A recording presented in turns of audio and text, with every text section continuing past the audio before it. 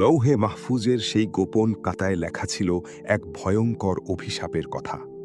যে ইবলিস নিজেকে সৃষ্টির সেরা ইবাদতকারী মনে করত, সে কি জানত সেই অভিশপ্ত নামটি আসলে তারই? মহাকালের সেই গোপন নথি দেখে ইবলিসের মনে যে দম্ভ জন্মেছিল, তা কি তাকে রক্ষা করতে পেরেছিল? প্রিয় সুধী, আজকের দ্বিতীয় খণ্ডে আমরা দেখব ইবলিসের সেই চূড়ান্ত পতনের ইতিহাস। যখন নুরানি মিম্বারে বসা শিক্ষক ইবলিসের সামনে মাটির তৈরি আদমকে আনা হলো, তখন আসমানের সেই নিস্তব্ধতা ভেঙে কিভাবে জন্ম নিল এক চিরস্থায়ী প্রতিহিংসা?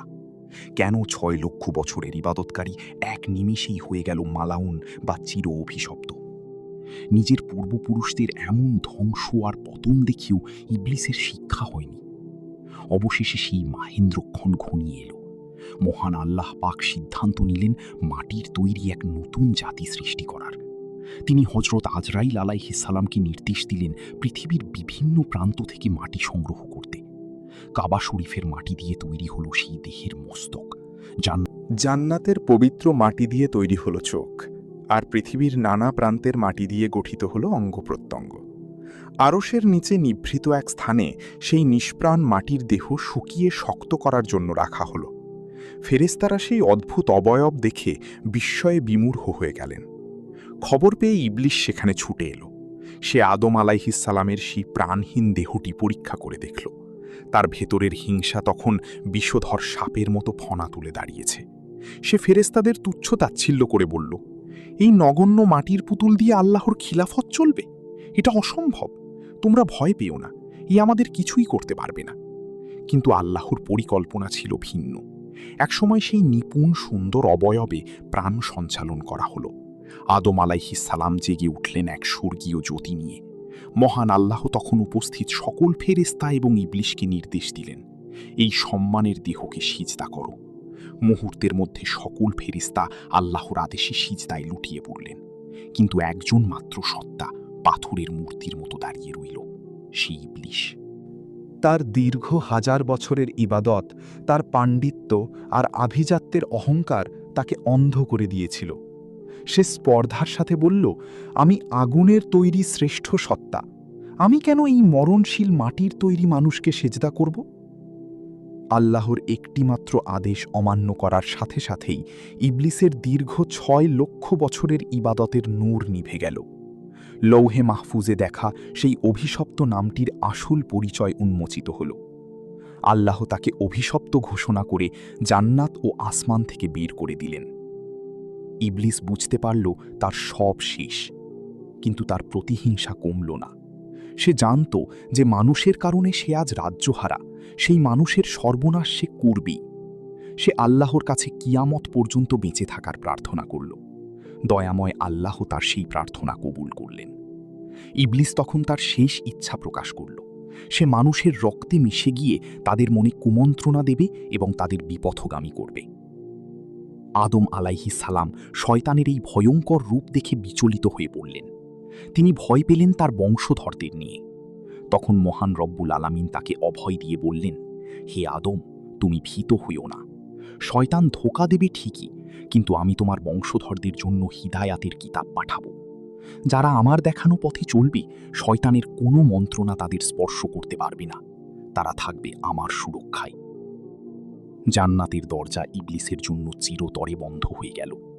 একসময়ের মুআল্লিমুল মালাকুত বা অভিশপ্ত জীবনের সেই চরম মুহূর্তটি ছিল সৃষ্টি জগতের ইতিহাসে সবচেয়ে ভয়াবহ।